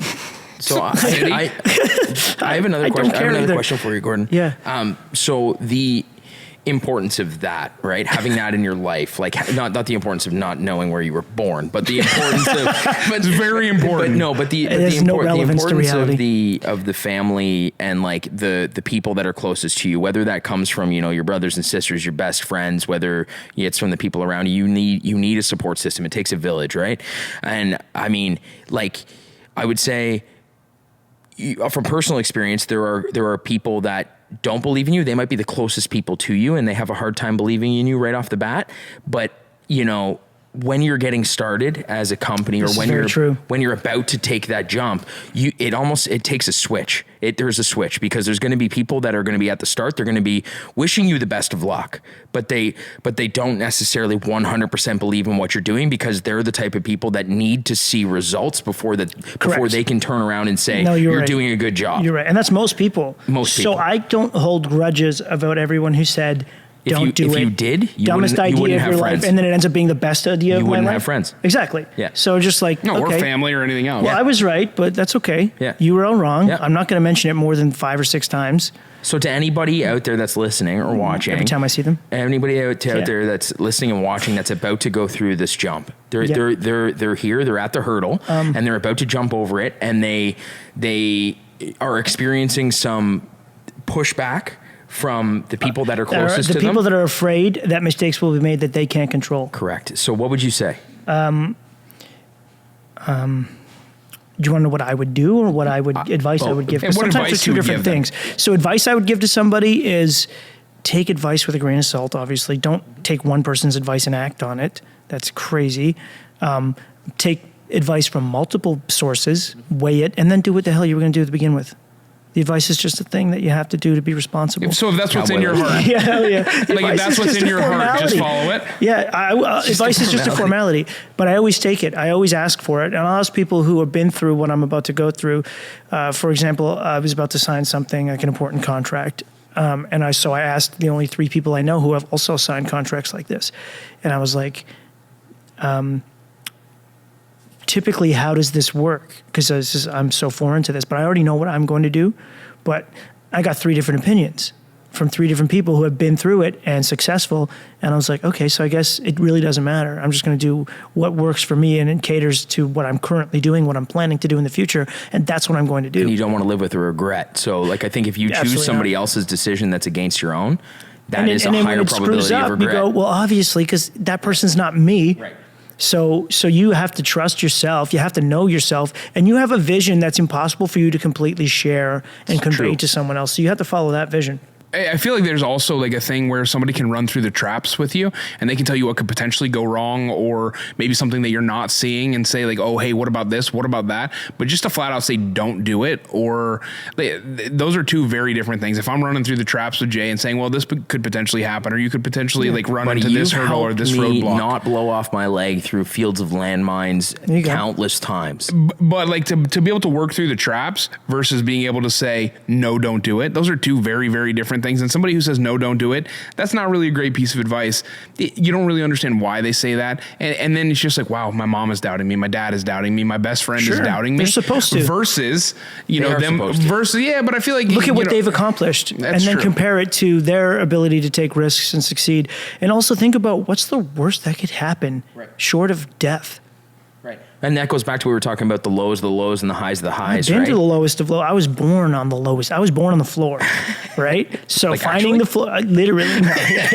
You didn't know where that was. Well, see, that's another thing because I came from like poverty in Scarborough, and so I know what the bottom is. That's where I came from. So for me, I'm not afraid of finding the bottom because I grew up there. I was raised there. I left and then I went back there and I already know what it is. And it's really not the end of the world. And you still have the ability to try again. And I know that sounds corny and cliche. Of course, like I said earlier, it's a lot harder to try again than they make it sound like. But if you can do it twice, then because like I said, like if you're coming off of of course, I waited quite a few years, like 5, 6. I waited 6 years before I tried again, and I developed my craft better, and I worked with people who are business owners. I asked more questions, and I studied, I read more, and I learned more about how business actually works, because I didn't even know what HST was first time I opened a business. I was an idiot, and that's with accounting as an education. Still didn't know what that was. It just proves how you can really sleep through things. So the second time, I needed to come up with a concrete plan that was more of a spreadsheet than it was anything else, and an idea. And if I was able, if I could get this thing off the ground with $0 and turn it into $1 million in less than like 18 months, then I can do anything. And that's without, like I said, like you guys were saying earlier, the bank's not going to give me 50 grand and say good luck, or 250 grand and say here you go finance it. And then you don't walk into a Ford dealership and just lease a bunch of trucks and then go on ZipRecruiter and hire a bunch of the most talented guys that ever worked, and then all of a sudden you're running this $1 million business. It doesn't work that way, right? You need a plan. You need a plan, and you also have to figure out how to leverage yourself. You have to leverage your talent in exchange for money, and you have to figure out where the money's going to come from before you need it. You brought up a topic for another day, but like weirdly enough, you can't go to the bank. They won't give you 50 grand to start a business. No. They'll tell you to just go screw yourself. Depends on who you are. But they'll absolutely let you borrow $35,000 to go to school for 9 months. Yeah, absolutely. Right. Make sense of that for me. You could find loan sharks too. So what you have to make sure is your plan is your plan. So you could find a loan shark. Interest, though, right? Well, the problem is with loan shark. It's like they'll give you 50 grand for 75. Yeah. You know what I mean? And then they want it back in like 6 weeks. Yeah. And then you spend all that at the horse track trying to make it back. So basically, that's why I have no thumb. Yeah. Like I have to. The only way I can make this business work is to go buy like a couple kilos and flip them, and then use that to start my business. That's the only way. That's one thing I learned is no amount of money will solve a business problem. No. The problem has to be solved. Internal. The money will come once the problem is solved, but you can't just throw money at it, because money will fly away. Money's like sand, trying to pick up sand on the beach in your hands. Oh, it is. It comes and it goes faster than anything else. So you have to make sure that everything is accounted for, and that's the hardest part. That's the most difficult part. But thinking that, if I only had like another $1 million in operating capital, I could solve any problem. No, you're just going to learn how to spend $1 million in 3 months. We've been operating here. What's my favorite saying? We've been operating here, and I feel like this has been a monumental point. Like, we've made a whole fuck ton of money. A lot of it. Isn't that scary? With Northdog. A lot of it. We've made a lot of fucking money with Northdog. We figured out how to spend a lot of money. We spent way more money than we made. and like, that's the thing, right? Like, cool, $1 million. You want to know what I learned how to do? Spend $1.5 million. In the snap of a finger, right? And like, when you watch money come and go like that, it's like, holy shit. It's a little surreal, and it's a little bit like you need to buckle down now and get educated. And I think that's the scariest thing. Like, in my first year, I had a really, really good month, or I guess it was my second year incorporated. I had a really good month where the month of July, I did $136,000 in income. Like, that's crazy. Cashed. That's nuts. Not just sales on paper, income. Yeah. And I was like, wow, we really did it. It's a banner month. And then I spent $137,000. And you're like, oh, son of a bitch. Yeah. Come on. And when I say to like a kid, I'm like, I made $136,000 last month. They'd be like, whoa. And you're like, but I spent $137,000. So do you understand? I actually lost $1,000 that month. It's a good thing that the 3 months before that, we did really well. So we didn't have to go into debt to fix that. Right. So, but that was a scary moment. Like, okay, so when things move fast, you have to also move fast with them. And you have to pivot and understand. And I think what I was getting at was that we've been operating on this principle now with the company. It's not about how much money you make. Exactly. It's about how much money you spend. Exactly. And when we really start to understand that, like as people, and you start figuring out how to leverage your relationships better. And even personal life. Well, I mean, you look at the money, and people are the same way, right? So people can make hundreds of thousands of dollars, and they can find ways to spend hundreds of thousands of dollars. Society will take it from you if you let them. That's exactly it. So the way you look at it too is like me coming from poverty and finally having the opportunity to have money to spend. You'd be amazed at what you could spend money on. Even though I don't drink, I don't do drugs, I don't smoke cigarettes. Most of my expenses are through the business. But you'd be just like, money can just disappear. Yeah, but you got kids. That's expensive. That flies. and you could be like, well, it's just the dumbest little things that money, and you're just like, or it couldn't. It's up to you. You make the choice whether or not you want it to let it disappear or not. And, for the first few months, or I would say even the first year where I started making good money, I was spending it just as fast as I was making it, because there's that feeling of it's like a lifelong weight or like a monkey on your back that you have and it's finally gone. Yeah. So thinking about money would bring it back. Right. And now you're like, I'm not even gonna think about money. I'm just gonna spend it. Yeah. There's enough. I'm making $2,000 a day. I can spend it. And it can always be made. I can Uber Eats tonight, and you can't stop me. Well, it can always be made, but the thing is that, there's two ways to live your life, and I've always been the cowboy. Like, hey, it can always be made. It can always be made. Oh yeah, we can make that back double. We can make it back, and I can make it back can it be faster. done? And it's a great mentality to have. It's not. It is. You I have the have same to be mentality. smart. You have to be smart about it. You're smarter than you are, actually. You have to be smart about it, because it's a great mentality to have, because there's so many people that are so fearful of the world. Yeah, never be and scared. They never want to do anything in their life NPCs. because they don't see the fact that they can make money. Or They don't even have lines. Yeah. That's what I feel though. Like, I agree. So like when my wife asked me, well, can we afford this? I'm like, is that even like, the question isn't can we afford this? The question is, Do we need it? How bad do we need it? How do we want it? how bad do we need it? And am I capable of getting it done in the aftermath? Yeah, Right. Sure. Right. And that's really how I've noticed I'm more capable than I think. And like to answer your first question, when everyone kind of doubted you around you, I got to the point where it's the opposite now. It's switched. Now everyone just assumes I'm capable of performing miracles, including the people closest to me, because they've seen it happen so many times. But I don't have that much confidence in myself. But I did have more confidence than anyone else When had. you were so hungry, like Yeah. when Yeah. you were like, I want all of it. And then when you got it, and everyone's like, "Wow, you did it! Do it again!" And you're like, "I don't know if I want to do it again." Yeah. Like, I think I can. I think I can. might do it, like, but why? Right? So it's like a, I don't know. It's hard to explain that is very feeling. hard to And then explain. you're just like, okay, everyone's hand, put it out. Let's just fill them up. So I got like a couple of like questions like towards wrapping up here, but what is one tool you can't live without? Business tool doesn't have to be like, I mean, you could say a nail gun, you could say a hammer, or you could say TikTok. It's gonna be his what is wife. one It's gonna tool be his for your wife. business you can't? Oh yeah. So Well, let's just before we go there, do you want to go down that road? You can't call another human being a tool. No, get out of here. Oh, you're She's trying to an cancel asset. me? Yeah. She's an asset. She's an asset. I didn't ask about an asset to Yeah. What is one Highly tool versatile. specifically that you use? She is such an asset, though. She is for me, yeah, and it never used to be like that, because she had her own government job, and I'm like had these ambitions of like, I had this mentality where like if you took a 9 to 5, no matter how good it was, you settled, and you maxed yourself out early, way before you're supposed to. So I was always a loser who would tell people that were doing well for themselves that they sold themselves short. Yeah. And they'd be like, fuck you, right? Like, and I'd be like, literally, like, I literally have nothing going for me. And I'm still like, you're still if I doing it. was going to do it though, I'd do it better than you did it. I would do it different I than feel you like that's did the it. same as the finger warrior, right? It is the Like, same thing. yeah, That's the way yeah. they feel too. That's why I'm saying I can sometimes relate. I'm like, I'm not like that, but the younger me was maybe insecure enough or hungry enough or angry enough. I think at to the be world. insecure is probably the right word. Yeah, there. yeah. And so the younger me might have been insecure enough to blame someone else for their success, or to say that if I was going to be successful like you, I'd be better at it than you are.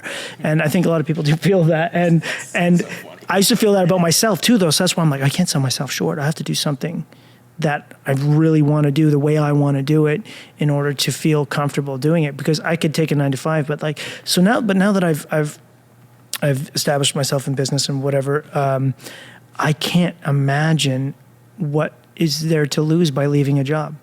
So even when I'm talking to my mom, she's like, well, I don't want to leave my job. And I'm like, you're asking the wrong person for advice, Doesn't matter because how old you are. Doesn't matter what circumstance you have your nothing life to is. lose. Nothing. Because you can go get another one. That's like advice, like for young people. If you're gonna get a job, You like have nothing to lose. you ought to give, like they ought to be provided 25 examples of people around them of how much they're actually cared about at a job. I think getting a job is important, but make sure it's aligned with your goals. Yeah, has to Make be. sure your 9 to 5 is aligned with where you want to be in 5 years. So obviously working at McDonald's is a great idea if you plan on owning a McDonald's. You need to start I would agree with that. by making fries. Isn't it like Chick-fil-A?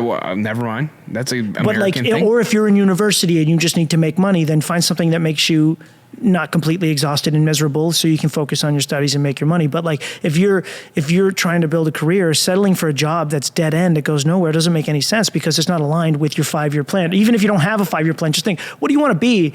And if where do you want to be? This right now is going to get you there, then it's a good idea. But if it's not, walk out the door and go do something else. Well, if I wanted to be a deck builder, I don't think that I would go start my own deck business today. Potentially, No. I may come work for you for 3 years. I got a guy who works for me who started his own business, realized pretty quickly into it. He's young, that he doesn't know enough yet, and he wanted to work underneath me. And I'm like, that's the perfect attitude that I want for someone who wants to work for me, because he tried and then he humbled himself, realized, okay, I'm not as good as I want to be, so I'm going to go.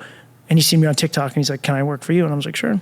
Well, life is excessively short, and you're gonna go through career changes, as a person. You're gonna go through different versions of your life, and I think, if you can't go get it, like, if you need to go get a job to support your hobby that you're trying to turn into a job, the first thing that you need to know if you're running your own business is the shit that you're good at and the shit that you're really bad at. And you need to know where your strengths and weaknesses are. And if your weakness exists in like, hey, I'm not good at public speaking, well, guess what? Go get a fucking job. Sales job.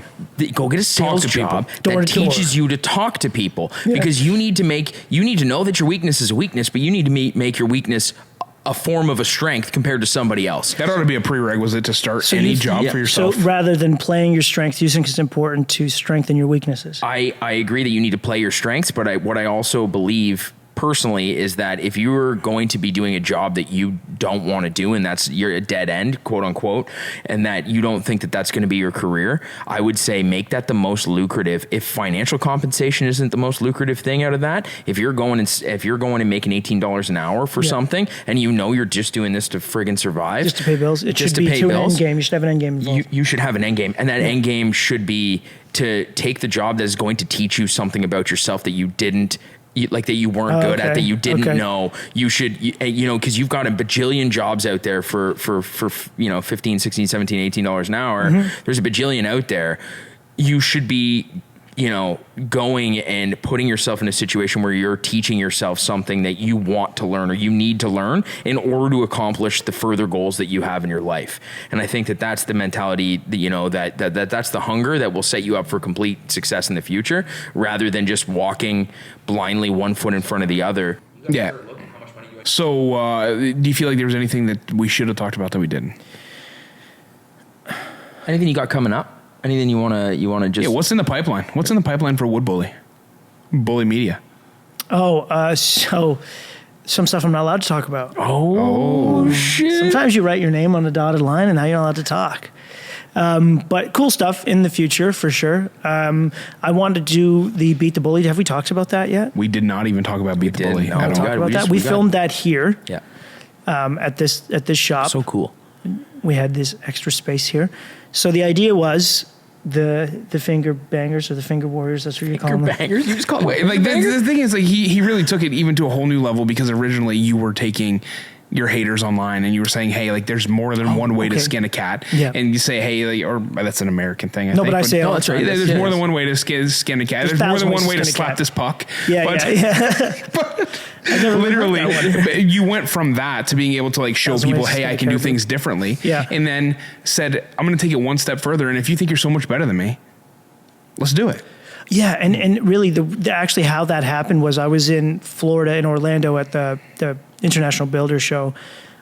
I think it was very early this year or late last year. Either way, it was wintertime. And I ran into Brian Baumler. That's the first time I met him.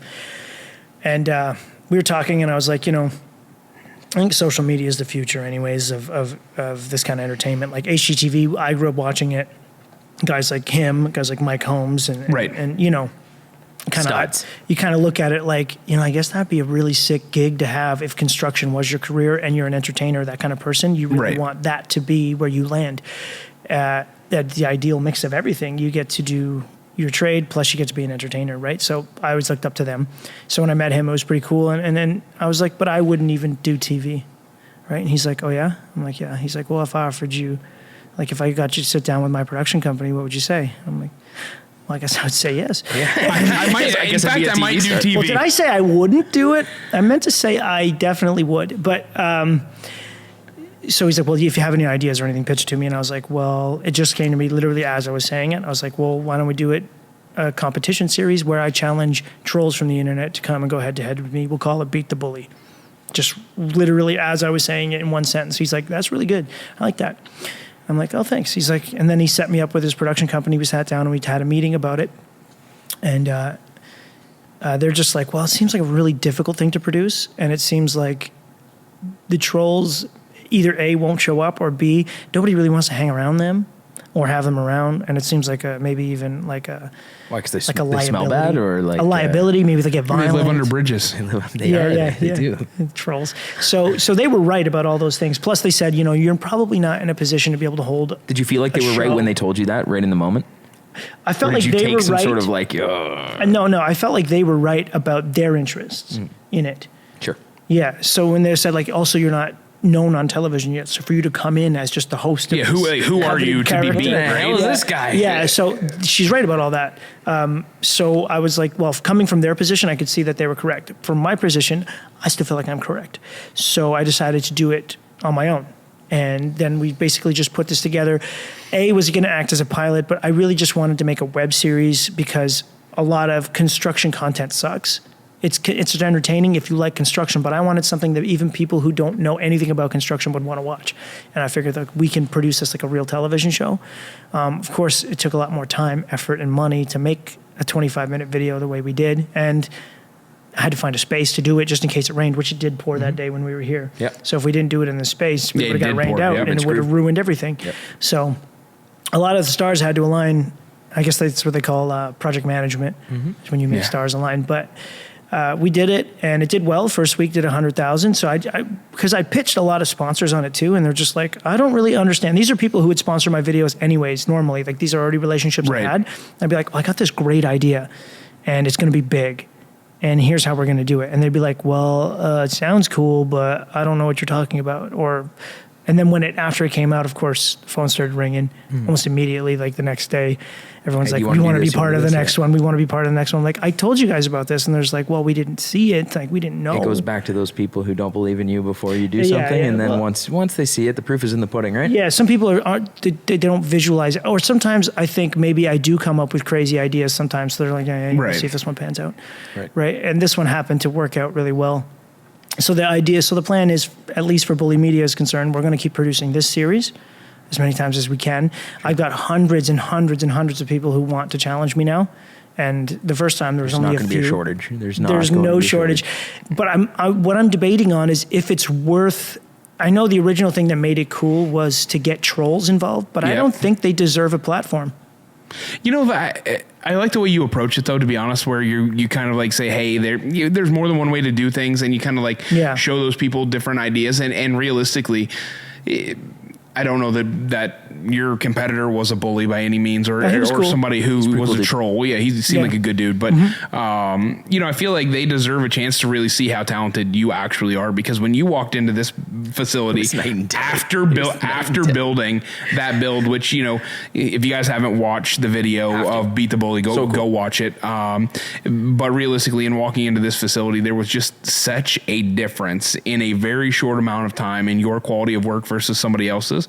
Like, to me, it turned you into a subject matter expert nearly immediately. And which is wild, because I've always felt that way. Right. I think a lot of haters too, they know their own potential, but not their own actual abilities. Yeah. They know what they're capable of, and they always compare other people to what they're capable of rather than what they actually are, and that's where you get haters. We're both capable of getting into a spaceship and going to friggin' Mars. Yeah, absolutally. But I don't go on the internet and go, have you even been to Mars? Are you going to challenge Chris Hadfield to an astronaut off?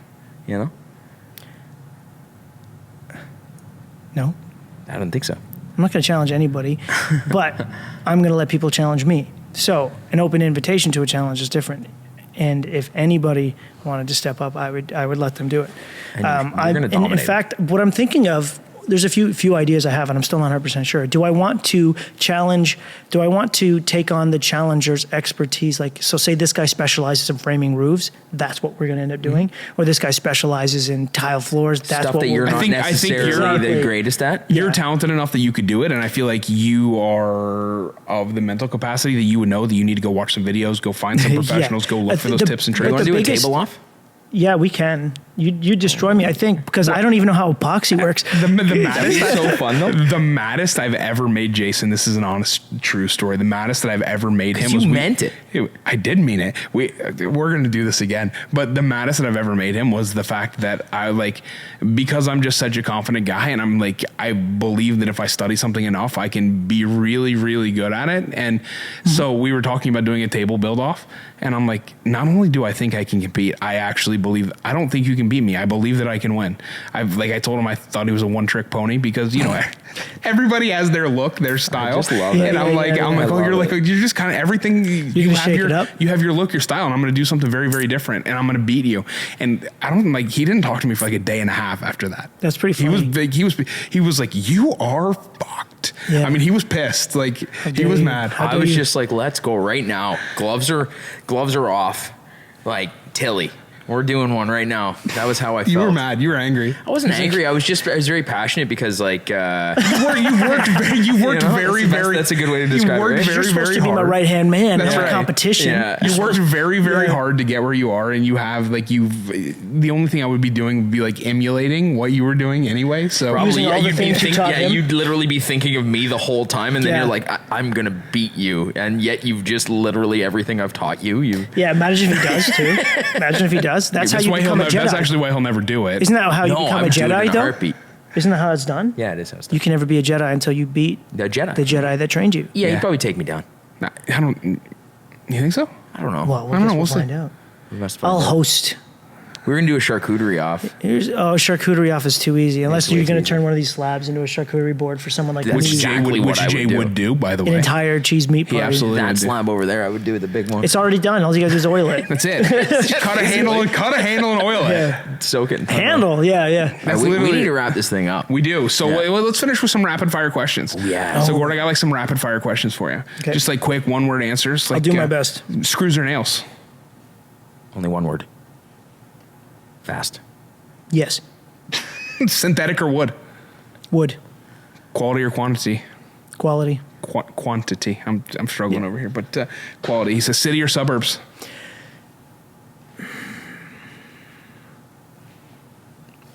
Quicker. It's like city for me, suburbs for the family. Pets or kids? Kids.